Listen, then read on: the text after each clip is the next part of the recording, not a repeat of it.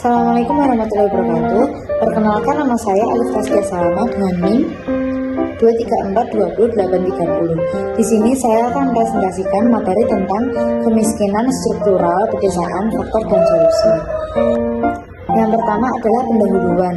Kemiskinan pedesaan merupakan persoalan yang kompleks dan tidak hanya disebabkan oleh rendahnya pendapatan, tetapi juga oleh struktur ekonomi yang tidak seimbang. Banyak masyarakat desa masih kesulitan mengakses lahan, modal, pendidikan, dan infrastruktur dasar.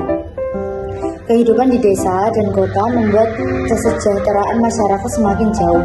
Walaupun berbagai program bantuan telah dilakukan, masalah kemiskinan tetap tinggi karena akar permasalahannya bersifat struktural.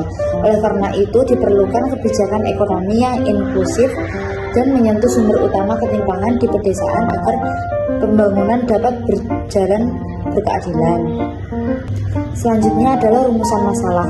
Yang pertama, apa faktor utama yang menyebabkan kemiskinan struktural di pedesaan? Yang kedua, bagaimana keterbatasan akses terhadap sumber daya ekonomi mempengaruhi proses pembangunan desa? Yang ketiga, kebijakan perekonomian apa yang dapat diterapkan untuk mengurangi kemiskinan struktural secara efektif dan berkelanjutan? Untuk menjawab rumusan masalah yang ada, mari kita bahas satu persatu. Yang pertama, keterbatasan akses terhadap faktor produksi. Salah satu penyebab utama kemiskinan di pedesaan adalah keterbatasan akses terhadap faktor produksi seperti lahan, modal, dan teknologi. Banyak petani yang hanya memiliki lahan sempit atau tidak memiliki tanah sama sekali. Sementara akses ke modal usaha juga rendah karena prosedur perbankan yang rumit. Rendahnya penggunaan teknologi pertanian modern juga membuat produktivitas tidak berkembang.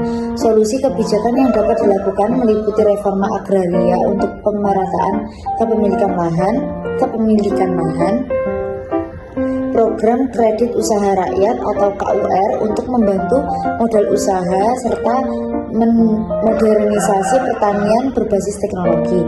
Penjelasan ini sebanding dengan teori milik Howard Domar yang menyebutkan bahwa pertumbuhan ekonomi tergantung pada tingkat investasi dan teori modal sosial (Putnam tahun 1993) yang menekankan pentingnya jaringan sosial dalam meningkatkan produktivitas masyarakat desa.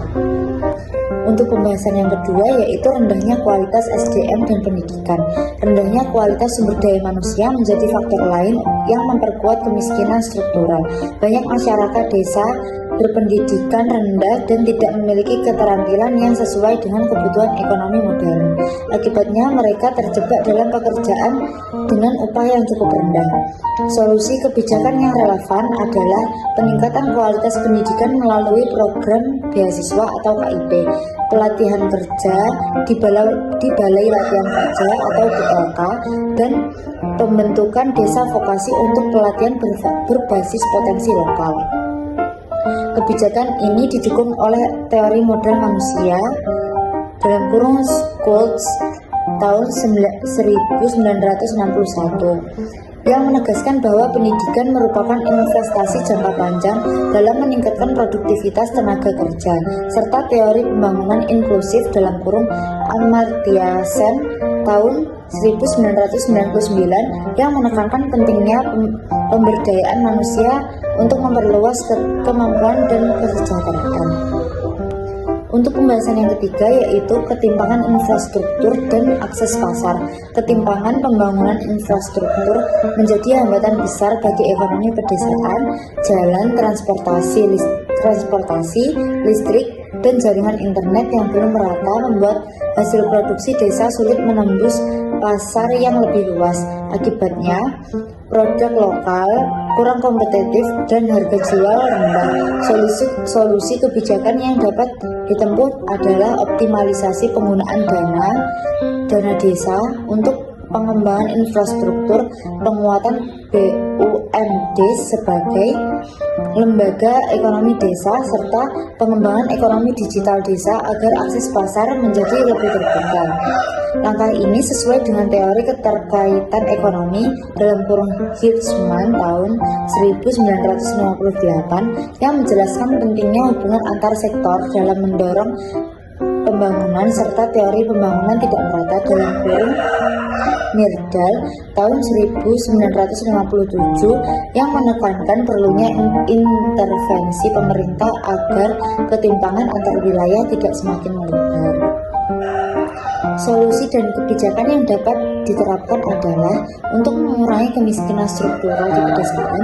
Kebijakan ekonomi harus bersifat menyeluruh dan terintegrasi. Pemerintah perlu memperkuat reforma agraria, memperluas akses pendidikan dan pelatihan keterampilan, serta mempercepat pembangunan infrastruktur dan digitalisasi desa.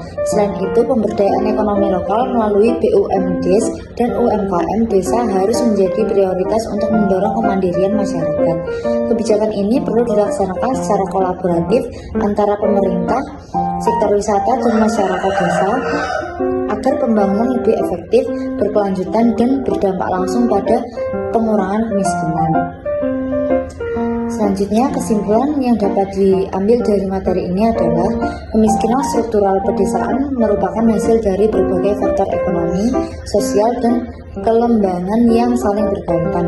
Upaya pengentasan kemiskinan harus berfokus pada pemberdayaan masyarakat desa melalui pemerataan aset produktif, peningkatan kualitas pendidikan, serta pembangunan infrastruktur ekonomi yang memadai. Dengan kebijakan ekonomi yang tepat, pembangunan pedesaan dapat berjalan lebih inklusif, meningkatkan kesejahteraan masyarakat, dan memperkuat fondasi pertumbuhan ekonomi nasional yang berkeadilan. Referensi dari materi ini bisa dilihat di sini.